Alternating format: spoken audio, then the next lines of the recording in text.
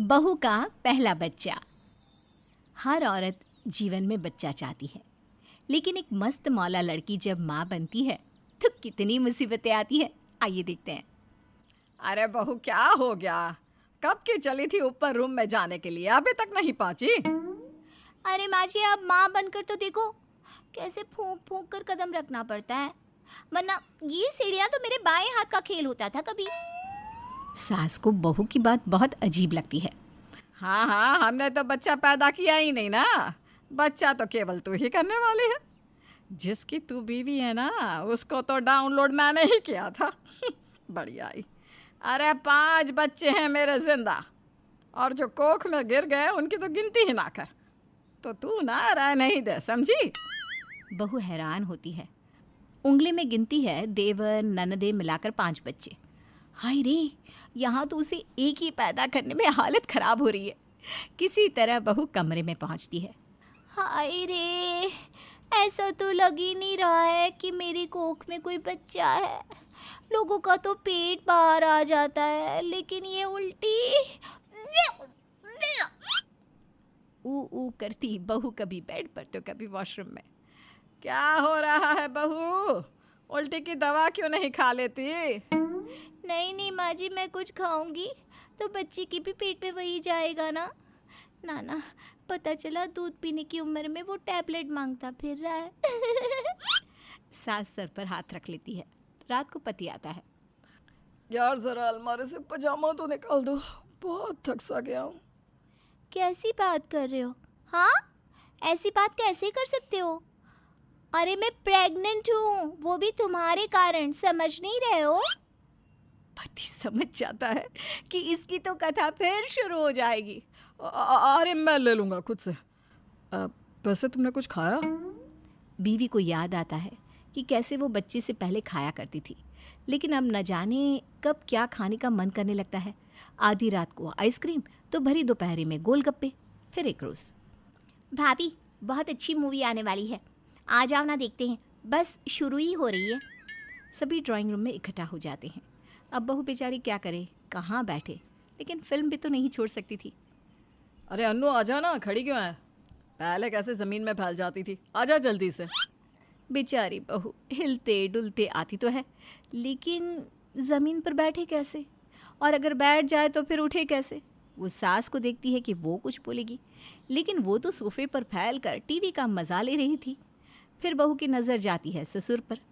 बेचारा ससुर खुद को सास के पैर के पास कहीं एडजस्ट करके बैठा होता है। हे भगवान, कितनी अच्छी फिल्म है, लेकिन मैं बैठूं कहाँ? तभी ननद नीचे ज़मीन से भाभी को इशारा करती है। भाभी, ओ भाभी, आ जाओ जल्दी, बैठो यहाँ। बहू को आ जाता है गुस्सा। प्रेगनेंसी में तो सबको उसका ख्याल रखना चाहिए, लेकिन यहाँ तो कोई हिलने को भी तैयार नहीं है। बहू गुस्से में टीवी का स्विच बंद कर देती है। हाय रे, ये क्या बहू? बच्चा पेट में है, दिमाग में नहीं जो ये बच्चों वाली हरकत कर रही हो? अच्छा, तो आप लोगों को पता है कि मेरे पेट में बच्चा है। अरे मैं कैसे कैसे दिन काट रही हूँ, थोड़ी देर के लिए सबके साथ बैठने के लिए क्या आई?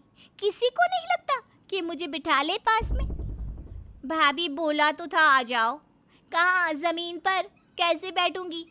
प्रेग्नेंट होगी ना, तब पता चलेगा कि कितना मुश्किल होता है ज़मीन में बैठना। अरे शुभ शुभ बोल बहू, अभी तो उसकी शादी भी नहीं हुई, वो क्यों हो जाए प्रेग्नेंट? अरे माँ, तू भी ना सही तो बोल रही है भाभी।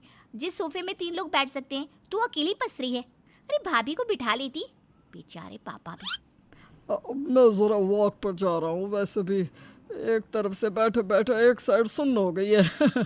ठीक करके आता हूँ। बहू भी वहाँ से कमरे में चली जाती है।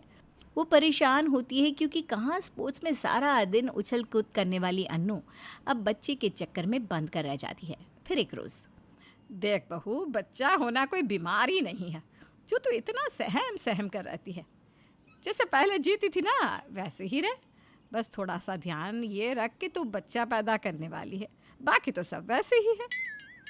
तो माँ, क्या मैं माँ के घर जाऊँ? हाँ हाँ, जा, किसने रोका है? जा जा, घूम फिर, खा पी, मज़े कर। तू खुश रहेगी तो बच्चा अच्छा रहेगा, नहीं तो वैसे ही रहेगा चिड़चिड़ा सा। घर में तो कोई कद्र है नहीं, बाहर ही चलती हूँ। देखती हूँ बाहर लोगों को मुझ पर दया आती है कि नहीं। बहू बस पर चढ़ती है। बस भरी होती है। लोग एक दूसरे के ऊपर चढ़कर धक्का मुक्की कर रहे थे। तभी बहू पास बैठे आदमी को घूरती है। आदमी बहू को घूरता है। दोनों एक दूसरे को घूर रहे होते हैं कि देख नहीं रहा। दिख रहा है कि आप देख रही है, तभी तो मैं भी आपको देख रहा हूँ। ये बात अच्छी कही आपने। हाँ, मैं आपको देख रही हूँ, लेकिन क्या आप ये नहीं देख रहे कि मैं प्रेग्नेंट हूँ और आपको एक प्रेग्नेंट औरत को सीट देनी चाहिए? आदमी एक बार फिर से बहू को घूरता है। देख के लग तो नहीं रहा कि आप प्रेग्नेंट है। अरे होती तो यूं ऐसी भरी बस में नहीं चढ़ जाती। न जाने सीट के लिए कैसे कैसे बहाने करती हैं ये औरतें। आप क्या मैं मेडिकल रिपोर्ट दिखाऊं तो मानोगे? हाँ, आसपास खड़े सभी बहू की बात पर हंसने लगते हैं। आदमी भी शर्माकर खड़ा हो जाता है और अन्नू बहू लपक कर सीट पर बैठ जाती है। फिर अन्नू अपने घर आ जाती है, जहाँ माँ बाहर ही बैठकर कपड़े धो रही थी। क्या हो गया माँ? घर के बाहर कपड़े क्यों धो रही हो, वो भी नीचे बैठकर? तो कहाँ बैठूं? तेरे पापा के सर पर।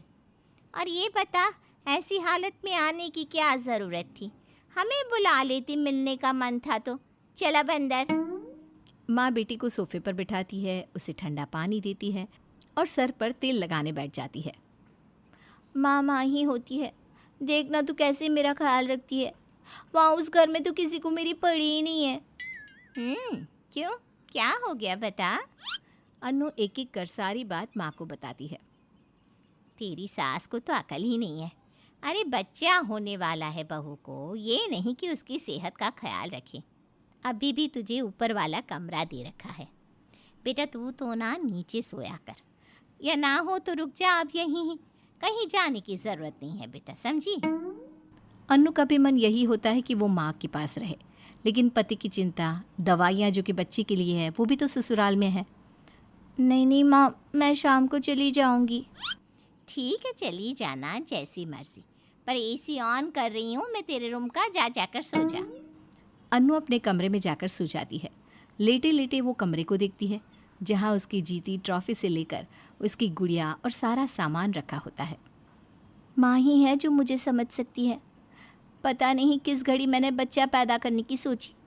सारा दिन सारी रात खराब ही रहती है, कभी उल्टी तो कभी चक्कर, कभी कुछ तो कभी कुछ। इससे अच्छा होता कि मैं माँ को छोड़कर कहीं जाती ही नहीं। अन्नू को नींद आ जाती है। वो सोकर उठती है तो सामने पति खड़ा होता है। यार तुम बस में चली आई, समझ में नहीं आता क्या? मेरे बच्चे को बस में बैठने की आदत नहीं है। अच्छा जी, और जो मैं धक्के का शिकार हुई वो तो देखो तुम जानो, लेकिन मेरा बच्चा जो तुम्हारे पेट में है उसे कोई कमी नहीं होनी चाहिए। चलो अब। अन्नू को समझ में आ जाता है कि पति उसके लिए नहीं बल्कि अपने बच्ची के लिए आया है। अन्नू जैसे ही ससुराल पहुंचती है।